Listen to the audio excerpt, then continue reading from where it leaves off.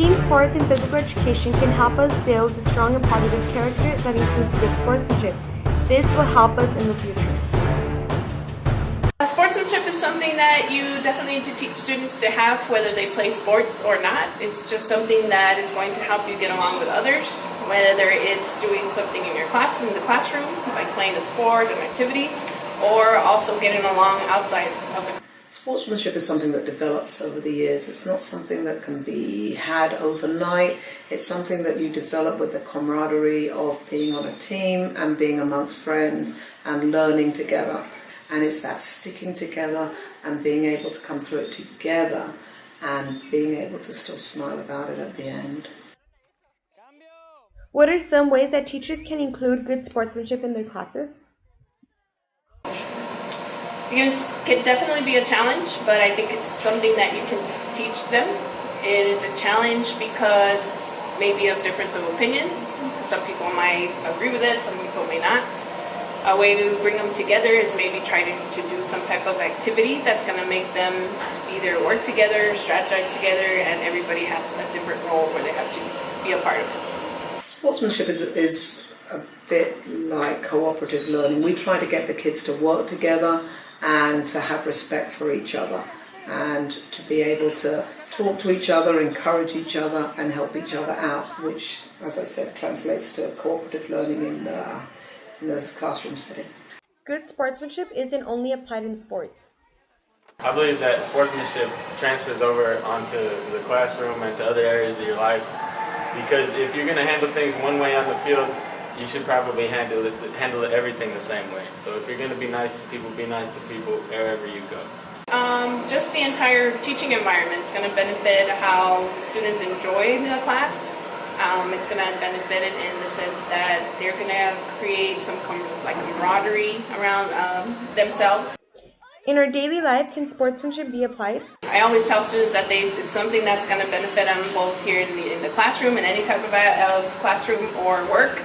I always tell them that you are definitely going to work once you get a profession with a whole bunch of different people with a whole bunch of different personalities, and you're not always going to definitely agree with them. So in a job, whether you like them or not, or you have a different opinion, you're definitely going to have to come together and work together. When we're at work, there's groups of us that are together trying to achieve the same goal, which is really what leadership and sportsmanship is about. So being able to work with people, if you've learned that as a skill during sport, it makes it so much easier in the work situation. It's knowing when to lead a group or when just to sit back or just not say anything. We encounter problems with family, work, and school that can be fixed or prevented by having good sportsmanship. You need to be able to problem solve, again, in the difference of opinions. It's okay to have your own opinion for sure, but you need to be able to come together and come to an agreement somehow. Is fighting really a solution?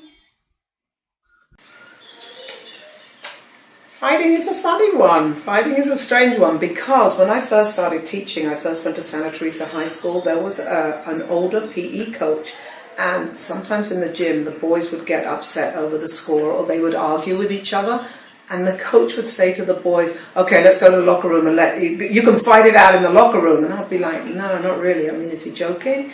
And he would take the boys into the locker room, the two boys that were at each other, and they would literally fight it out in the locker room. I think even after you fight, how much are you really going to get out of it? How much was really resolved out of it? I think you might even come out even angrier versus not angry or anything. Not a whole lot is going to get resolved, obviously, through fighting. I was scared somebody was going to die in the locker room because I could hear it, but I couldn't see it. And I kept thinking, supposing one of these kids gets killed or something happens, like something bad happens to them. But that was his way of dealing with behavior problems in the class, and that was his way of dealing with fighting. So I think that's extreme. I wouldn't do that. I think if you just can't come together to work with different personalities, different people, for a basic example is in your class, are you really going to be able to go out into the real world and work a job where you work with tons of different people from different backgrounds? So it's definitely going to help. Sport mirrors a lot of what goes on in society, and if you learn so many unwritten things in PE, and as we'd said about working together, playing together. And sometimes you're on a team that wins, sometimes loses. You're with people you don't like, people you do like. You learn how to get along with everybody and do what's asked of you, and that's one of life's big lessons. Good sportsmanship is very effective, and even though everyone can define it differently, they can all agree that good sportsmanship will get people to work together to achieve one goal, and will help them respect each other and their own opinions.